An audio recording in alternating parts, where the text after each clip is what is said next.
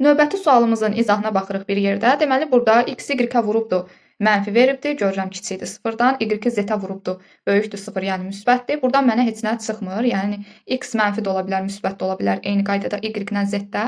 Və baxıram 3-cü yerdə dayanana. X-in kvadratı həmişə nədir? Müsbətdir. O zaman üstünə bir müsbət yazıram ki, yadımdan çıxmasın. Modulda z, o da müsbətdir. Müsbətini yazdım. Sıfırdan kiçik olması üçün deməli, y kubu mənfidir ki, sıfırdan kiçik olubdur vurduğum zaman. Y kubu mənfidirsə, y-in özü də mənfidir. Burada x, y, z kimi sıralanıbdır. Y-ə yazdım mənfi. İndi y-imiz mənfidirsə, gəldim birinciyə. Y mənfidir.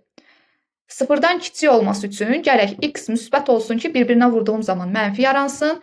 Burada da x-ə müsbət yazdıq. İndi gəldik ikinciyə. Z-i mənfiyə vuranda y dedik axı mənfidir.